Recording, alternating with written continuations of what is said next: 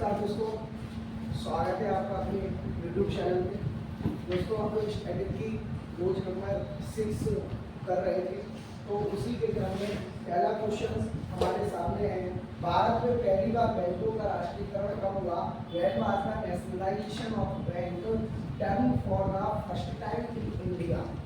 यानी हमारा राष्ट्रीयकरण का मतलब है कि देश में पहली बार निजी बैंकों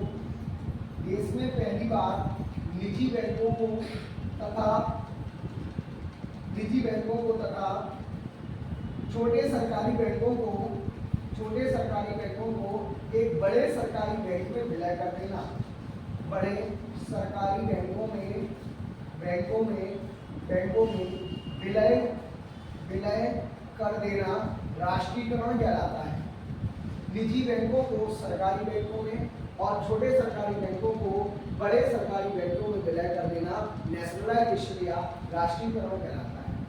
भारत में सबसे पहले नेशनलाइजेशन या राष्ट्रीयकरण जो हुआ था वो हमारे देश के प्रधानमंत्री सबसे पहले पीटी नेहरू ने किया था। पीटी नेहरू जी के द्वारा भारत में सबसे पहले आरबीआई का राष्ट्रीयकरण किया गया था। आरबीआई बैंकों का बैंक माना जाता है और इसे हम आरबीआई को बैंकों का बैंक कहते हैं। और आरबीआई के बारे में कहा जाता है कि सभी बैंकों को क्या करता है? रेगुलेट करता है। सभी बैंकों को रेगुलेट करने का काम आरबीआई का होता है। तो आरबीआई का राष्ट्रीयकरण सबसे पहले पीटी नेहरू जी के द्वारा 1949 में किया गया था।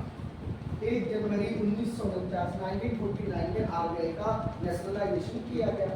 इसके बाद फिर क्या हुआ कि आरबीआई का जब नेशनलाइजेशन हुआ तो आरबीआई की स्थापना हुई कब थी? तो आरबीआई की स्थापना जो हुई, आरबीआई की स्थापना 1934 के हिल्टन यंग कमीशन की रिपोर्ट के आधार पर, हिल्टन यंग कमीशन की रिपोर्ट के आधार पर आरबीआई की स्थापना हुई। और इस रिपोर्ट के बाद 1935 में आरबीआई बनाया गया। 1935 में आरबीआई को बना दिया गया। पहले ये निजी अंशधारियों का बैंक था, प्राइवेट बैंक था। बाद में इसका नेशनलाइजेशन किया गया। तो ये 19 जुलाई 1969 को भारत में पहली बार बैंकों का राष्ट्रीयकरण किया गया और ये बैंक 14 बैंकों का राष्ट्रीयकरण किया गया। 14 बैंकों का राष्ट्रीयकरण किया गया और उस समय हमारी तत्कालीन प्रधानमंत्री श्रीमती इंदिरा गांधी थी। जो हमारी प्रधानमंत्री थी वो इंदिरा गांधी जी थी। तत्कालीन प्रधानमंत्री इंदिरा गांधी जी के द्वारा बैंकों का राष्ट्रीयकरण किया गया था। क्वेश्चन नंबर अगला आता है हमारा, विच mirror is used for sale? दाढ़ी बनाने हेतु किस दर्पण का प्रयोग किया जाता है? देखिए, दाढ़ी बनाने के लिए हम लोग अवतल दर्पण या कॉन्केव मिरर का यूज करते हैं। अगर हम बात करें अवतल दर्पण की, तो अवतल दर्पण या कॉन्केव मिरर होता क्या है? तो देखिए, मिरर क्या होता है? एक गोलीयकार संरचना होती है। मिरर एक गोलीयकार संरचना होती है। इस संरचना में पुताई की जाती है। अंदर से आप पुताई कर देते हैं तो उत्तल लेंस बन जाता है, और अगर आप बाहर से इसमें पुताई कर देते हैं तो ये अवतल दर्पण बन जाता है। तो मिरर जो है वो एक गोलीय कोष होता है जिसमें हम लोग पुताई करते हैं। इसके अलावा इसी तरीके से हमारा लेंस होता है। अब अगर हम उत्तल लेंस की बात कर लें तो उत्तल लेंस जो है वो हमारा कौन सा मिरर होता है? उत्तल लेंस जो है ये हमारा सबसे पहला कौन सा लेंस है कि उत्तल लेंस का काम क्या होता है? यह दूरदृष्टि दोष को समाप्त करने के लिए इसका प्रयोग किया जाता है। समाप्त करने के लिए इसका प्रयोग करते हैं। वहीं कॉन्केव लेंस की बात कर लें तो इसका प्रयोग निकट दृष्टि दोष को दूर करने के लिए करते हैं। कॉन्केव लेंस की बात कर लें तो इसका प्रयोग निकट दृष्टि दोष के लिए किया जाता है। निकट दृष्टि दोष के लिए किया जाता है अवतल लेंस का। इसके लिए हमें ट्रिक याद रखना पड़ेगी। एक ट्रिक होती है अन और दूसरी ट्रिक होती है उद। अन से मतलब अवतल, अवतल का मतलब हो गया है निकट दृष्टि दोष, और उ से मतलब होता है उत्तल, और उत्तल का मतलब होता है दूर दृष्टि दोष।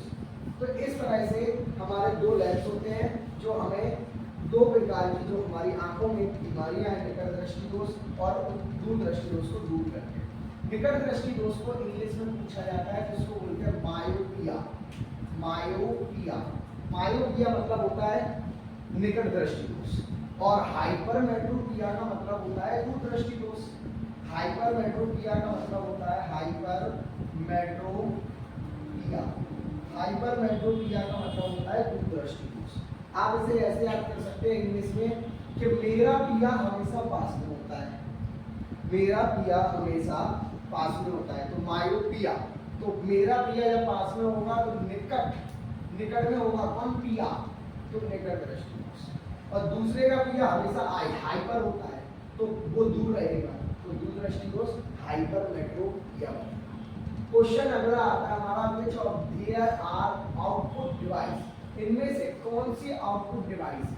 तो आउटपुट डिवाइस प्रिंटर होती है। देखिए आउटपुट इनपुट डिवाइस का सीधा सा सॉल्यूशन मैं आपको बताता हूं कि एक गन्ना है, इस गन्ने को मैंने बना दिया, चलो भैया ये हमारा गन्ना हो गया, ये गन्ना है, ठीक है। अब इस गन्ने को आपने गन्ने की मशीन में डाला, गन्ने की मशीन में डाला, गन्ने को यहाँ से गन्ना अंदर गया, तो गन्ने की मशीन में जब आपने इसमें डाला तो यहाँ से निकला जूस, ये आया जूस, और जूस को आपने एक गिलास में भरा, गन्ना का जूस, और जूस को आपने गिलास में भरा और इसको आपने डाला, तो देखिएगा ये है गन्ना, ये है मशीन और ये है जूस। तो इसका मतलब ये हुआ कि गन्ना हमने इसे दिया, यानी हमने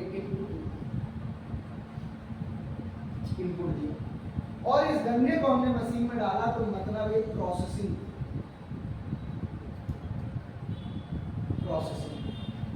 और फिर इसके बाद इस प्रोसेसिंग के बाद जो जूस मिला वो हमारा आउटपुट। तो यही चीज कंप्यूटर में ध्यान देने वाली बात है। जैसे कीबोर्ड है, कीबोर्ड में हम जब की दबाते हैं, कीबोर्ड की जब हम की दबाते हैं तो कीबोर्ड एक इनपुट डिवाइस है, क्योंकि हम उसे इनपुट दे रहे हैं, ठीक है, हम उसे इनपुट दे रहे हैं। माउस, माउस से क्लिक कर रहे हैं तो वो भी एक इनपुट डिवाइस है। स्कैनर, स्कैन करके हम उसे किसी पेज को बड़ी स्क्रीन पे देखना चाहते हैं तो हमने उस पेज को दबा के उसको इनपुट करना, ठीक है। अच्छा मॉनिटर क्या है, तो मॉनिटर क्या है कि जैसे ये पेन है, हमने इस पेन पे कुछ भी लिख दिया, मान लीजिए मैंने अपनी साइन करनी है, तो मैं इस पेन से इनपुट दे रहा हूँ, लेकिन इस स्क्रीन से हमें अपने साइन बड़े रूप में दिख रहे हैं, तो हमें दिख रहा है स्क्रीन पर, तो ये क्या हो गया, समझ में आ रहा है। जैसे प्रिंटर जो होता है, प्रिंटर क्या है, आउटपुट डिवाइस है, क्योंकि प्रिंटर हमें वस्तु को देता है निकाल। आपने ऊपर कोई कॉपी रखी, पेज रखा, कुछ भी रखा, तो उसकी कॉपी करके प्रिंटर हमें दे देगा, तो वो आउटपुट कहलाएगा। बाकी सब चीजें देती है कंप्यूटर को, निर्देश देना, इनपुट कंप्यूटर से निर्देश प्रोसेसिंग के द्वारा डाटा को प्राप्त करना आउटपुट कहलाता है, ठीक है। तो इस तरह से आपका ये आउटपुट हो गया। बाकी ये सारी चीजें क्या है, इनपुट है, सारी चीजें क्या है, इनपुट है, सारी चीजें क्या है, इनपुट है, समझ में आ रहा है। ये सारी चीजें इनपुट डिवाइस। क्वेश्चन नंबर अगला आता है, when was the right to property remove from the fundamental rights, संपत्ति के अधिकार को कब मौलिक अधिकारों की श्रेणी से हटाया गया। तो देखो बेटा, संपत्ति के अधिकार को मौलिक अधिकारों की श्रेणी से हमें 44 कॉन्स्टिट्यूशनल अमेंडमेंट के द्वारा हटाया गया। 44 कॉन्स्टिट्यूशनल अमेंडमेंट 78 में प्रधानमंत्री मोरारजी देसाई जी के द्वारा किया गया था। मोरारजी देसाई के द्वारा।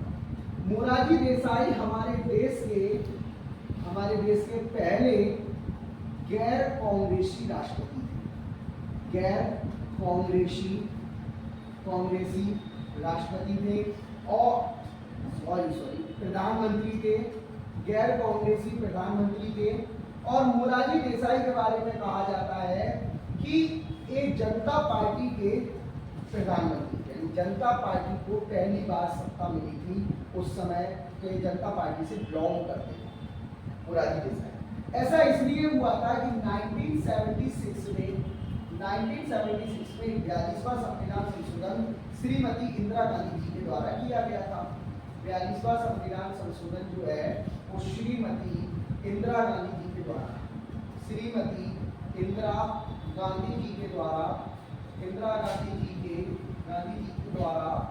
किया गया था। 42वां संविधान संशोधन इसे मिनी कॉन्स्टिट्यूशंस के नाम से जानते हैं। मिनी कॉन्स्टिट्यूशंस के नाम से जानते हैं। तो इस संविधान में बहुत सारी चीजों में बदलाव हुआ था। इस बदलाव में कुछ चीजें सही हुई और कुछ चीजें गलत हुई। तो उन्हें बदलने के लिए 44वां कॉन्स्टिट्यूशनल अमेंडमेंट एक्ट लाया गया, जिसमें 42वें संविधान संशोधन के बहुत सारे रूल्स बदलने का प्रयास इसमें किया गया। एग्जाम्पल के रूप में आप ये कह सकते हैं कि 42वें संविधान संशोधन में लोकसभा का कार्यकाल 6 वर्ष का कर दिया गया था, परंतु 44वें संविधान संशोधन यानी 44th कॉन्स्टिट्यूशनल अमेंडमेंट में लोकसभा का कार्यकाल 6 वर्ष से घटाकर 5 वर्ष का कर दिया गया। तो इस तरह से हम बात करते हैं 44वां कॉन्स्टिट्यूशनल अमेंडमेंट की। तो 44वां संविधान संशोधन प्रधानमंत्री मोरारजी देसाई द्वारा किया गया। मोरारजी देसाई हमारे देश के प्रधानमंत्री इसलिए बन रहे थे क्योंकि श्रीमती इंदिरा गांधी जी के द्वारा देश में इमरजेंसी लगा दी गई।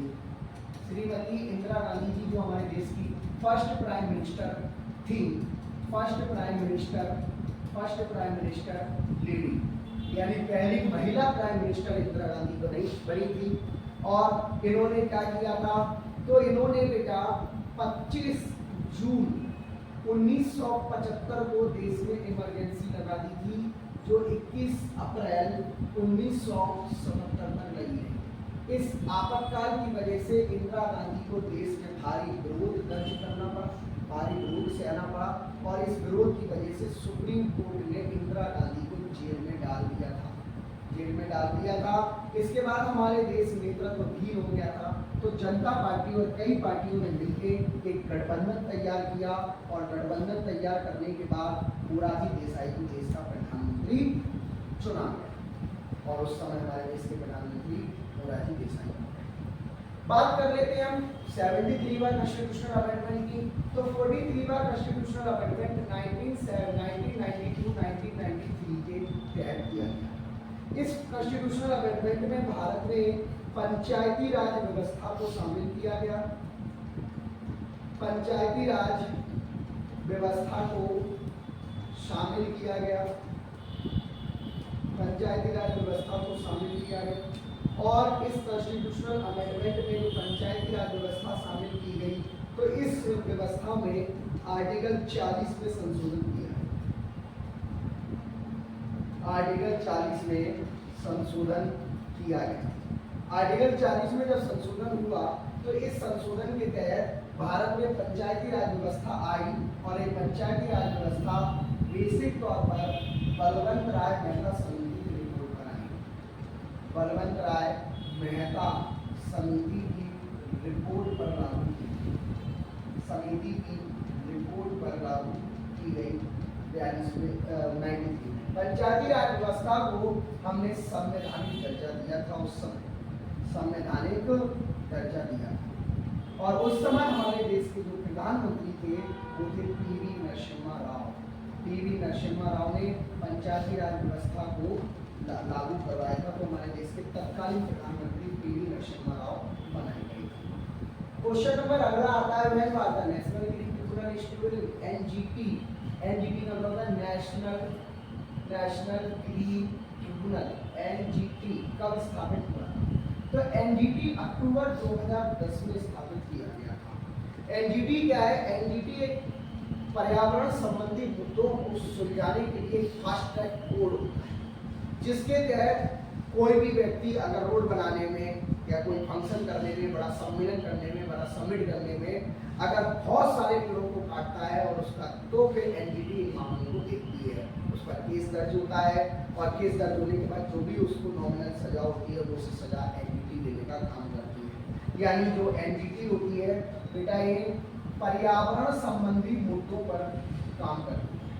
पर्यावरण संबंधी, पर्यावरण जो हमारे एनवायरमेंट रिलेटेड जो हमारे टर्म्स होते हैं, एनवायरमेंट रिलेटेड हमारे मुद्दे होते हैं, ठीक है ना, उन संबंधी के लिए, उन संबंधी पर्यावरण संबंधी मामलों की फास्ट ट्रैक कोर्ट में क्या होती है? फास्ट ट्रैक कोर्ट है, मामलों की फास्ट ट्रैक कोर्ट है क्या? एनजीटी। ठीक है। क्वेश्चन नंबर अगला आता है हमारा क्या? क्वेश्चन नंबर अगला आता है बॉक्साइट इज द और बॉक्साइट किसका है? तो बॉक्साइट एल्यूमिनियम का अयस्क है। एल्यूमिनियम में यदि 40% तक बॉक्साइट पाया जाता है तो उसको पूर्ण रूप से बॉक्साइट कह दिया जाता है। तो बॉक्साइट जो है वो एल्यूमिनियम का अयस्क होता है, यानी एल्यूमिनियम के अंदर 40% बॉक्साइट पाया जाता है तो उसको अलग कर देते हैं लोग। तो एल्यूमिनियम का अयस्क जो होता है वो बॉक्साइट ही होता है। भाई ऑक्सीजन की बात कर लें तो ऑक्सीजन की खोज किसने की थी? ऑक्सीजन जो है ये हमारी पृथ्वी में लगभग 21% भाग में पाया जाता है। 21% भाग में पाया जाता है। भाई हाइड्रोजन की बात कर ले, हेमेटाइट जो है ये हमारा फेरस का अयस्क माना जाता है। और नाइट्रोजन जो है ये हमारी पृथ्वी के अंदर आप जानते हो लगभग 78% भाग में पाया, ठीक है। और ऑक्सीजन की खोज सीधे में की थी, ठीक है। अगला क्वेश्चन आता है वो, अच्छा नाइट्रोजन की खोज की थी किसने? रदरफोर्ड ने। थोड़ा सा पॉइंट खतरनाक है, याद कर लीजिएगा। एक्चुअली में रदरफोर्ड, आप प्रोटॉन को जानते हो तो प्रोटॉन की खोज रदरफोर्ड ने की थी। और यूपी पुलिस में एक क्वेश्चन पूछा गया था कि नाइट्रोजन की खोज किसने की? तो नाइट्रोजन की खोज जो है वो क्वेश्चन नंबर अगला आता है हेमवती किसकी सहायक नदी है? तो हेमवती जो है बेटा एक कावेरी की सहायक नदी है। कावेरी की सहायक नदी है हेमवती, यानी हेमवती जो है वो कावेरी में जाती है। कावेरी नदी जो है ये दक्षिण की गंगा के नाम से जानते हैं। दक्षिण की गंगा इसे हम कहते हैं, कावेरी नदी। वही सिंधु नदी की बात कर ले तो सिंधु नदी मानसरोवर झील से निकलती है। सिंधु नदी मानसरोवर झील तिब्बत से निकलती है। मानसरोवर झील तिब्बत से निकलती है और यह जम्मू कश्मीर होते हुए, लद्दाख होते हुए पाकिस्तान में प्रवेश कर जाती है। पाकिस्तान में प्रवेश कर जाती है, या जम्मू कश्मीर होते हुए, लद्दाख होते हुए पाकिस्तान में प्रवेश कर जाती है। तो ये हमारी सिंधु है। भाई झेलम की अगर हम बात कर ले तो झेलम नदी जोस्कर पर्वत श्रेणी के झेलम नदी जोस्कर पर्वत श्रेणी से निकलती है। जोस्कर पर्वत श्रेणी की पदस्थली से निकलती है। और यह जो नदी है जोस्कर पर्वत श्रेणी से निकलती है पदस्थली से। जोस्कर पर्वत श्रेणी की पदस्थली से निकलती है और यह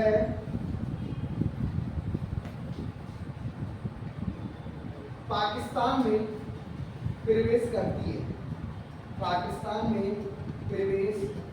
करती है। लेकिन यह पाकिस्तान में प्रवेश करने से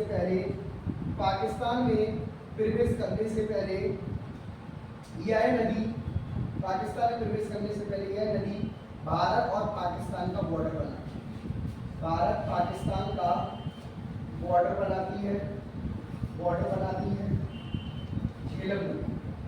और ये बॉर्डर आप लोगों ने फिल्म देखी होगी बजरंगी भाईजान, उसमें लास्ट में जब वो बाहर निकलते हैं सलमान खान तो वो एक नदी को पार करके आते हैं, तो वो झेलम नदी होती है। ये बॉर्डर कैसे बनाती है, तो पाकिस्तान का मुजफ्फराबाद और भारत का मंगला, यहाँ ये भारत का पाकिस्तान का बॉर्डर बनाती है झेलम नदी। वही हम बात कर लें कावेरी नदी की, तो कावेरी नदी निकलती कहाँ से, तो कावेरी नदी कर्नाटक की ब्रह्मगिरी की पहाड़ियों से निकलती है। ब्रह्मगिरी की पहाड़ियों से कावेरी नदी निकलती है, ब्रह्मगिरी की पहाड़ियों से यह निकलती है कावेरी नदी। और यह नदी आंध्र प्रदेश तमिलनाडु होते हुए बंगाल की खाड़ी में गिर जाती है। यह नदी बंगाल की खाड़ी में इसका क्या हो जाता है, मुहाना है, यानी गिर जाती है नदी। इसके बाद कृष्णा की बात कर ले, तो कृष्णा नदी जो है ये भारत के महाराष्ट्र में महाबलेश्वर की चोटी से निकलती है। महाबलेश्वर पश्चिमी घाट से निकलती है, महाबलेश्वर पश्चिमी घाट से निकलती है और यह नदी बंगाल की खाड़ी में जाके गिर जाती है। बंगाल की खाड़ी में इसका क्या है, मुहाना बना हुआ है। तो इस तरह से दक्षिण भारत में 3 नदियाँ थी, कावेरी, कृष्णा और गोदावरी ट्रम्बकेश्वर की पहाड़ियों से निकलती है नासिक। तो इस तरह से दक्षिण भारत की 3 बड़ी नदियाँ जो होती हैं वो मैं आपको बता चुका हूँ। क्वेश्चन नंबर अगला आता है, which century was the Vijayanagara empire established. Vijayanagara साम्राज्य की स्थापना किस सदी में हुई, तो विजयनगर साम्राज्य की स्थापना 1336 में हुई। अर्थात यह किसके समकालीन इसकी स्थापना हुई थी, तो इसके समकालीन की अगर बात कर ले तो इसके समकालीन तुगलक वंश था। उत्तर भारत में उस समय तुगलक वंश चल रहा था और दक्षिण भारत में उस समय जो है वो हमारा विजयनगर साम्राज्य चल रहा था। क्योंकि तुगलक वंश की बात कर ले तो तुगलक वंश 1320 से लेकर 1414 तक का इसका शासन है। और वहीं इसके संस्थापक की बात कर ले तो इसका संस्थापक जो है वो आपके GST यानी गियासुद्दीन तुगलक इसके संस्थापक माने जाते हैं। गियासुद्दीन तुगलक इसके संस्थापक माने जाते हैं। तो तुगलक वंश किसके समकालीन था, तो तुगलक वंश जो है वो किसके समकालीन था, तुगलक वंश हमारा विजयनगर साम्राज्य के समकालीन था। एक क्वेश्चन कई बार आपसे पूछा जाता है कि विजयनगर साम्राज्य की स्थापना के समय उत्तर भारत में किस वंश का उद्भव हुआ था, तो तुगलक वंश का उद्भव हुआ। क्वेश्चन अगला है, which parts of Buddhism believes in ideal से बौद्ध धर्म में कौन सा मूर्ति पूजा में अपना विश्वास करता है। तो आपको बता दें बौद्ध धर्म जो है वो 2 भागों में बटा हुआ था, एक था हीनयान और एक था महायान। तो हीनयान इसका आंसर, महायान इसका आंसर होगा। हीनयान के बारे में आपको बता दें कि हीनयान जो है वो बुद्ध को मानता था और यह सारे काम स्वयं से करने की बात करता था। इनका सीधा सा था अपनो दीपो भव, यानी अपना प्रकाश स्वयं करना है। कहने का मतलब है कि अगर आपको मोक्ष चाहिए तो महायान संप्रदाय कहता था कि आप लोग पैसे दे दो, मैं आपके लिए यज्ञ करूँगा, तप करूँगा, हवन करूँगा। जबकि हीनयान ये कहता था कि आपको अगर मोक्ष चाहिए तो आप उसके स्वयं जिम्मेदार हैं, आप स्वयं उस मोक्ष को प्राप्त करो। अगर आपको मोक्ष चाहिए तो आप स्वयं करो, यानी आप हवन भी खुद करो, ध्यान भी खुद करो, तप खुद करो, जप खुद करो। तो महायान संप्रदाय जो था वो व्यापारियों में ज़्यादा एक्टिव इसलिए भी हुआ था क्योंकि महायान पैसा लेकर लोगों के अंदर गुणों का स्थानांतरण करता था, हीनयान ऐसा नहीं करता था। तो महायान क्या था, बुद्ध के साथ साथ और गुरुओं को भी मानता था और गुरुओं को भी अपना भगवान, अपना उपदेशक मानता था, ठीक है ना। और यह गुणों का स्थानांतरण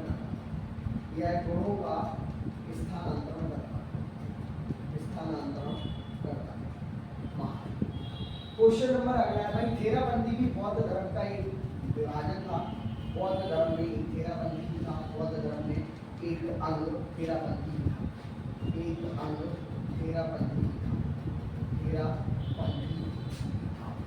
वही कबीरपंथी की बात कर लें तो कबीरपंथी हिंदू धर्म का एक एक पंथ था, हिंदू धर्म का एक पंथ है।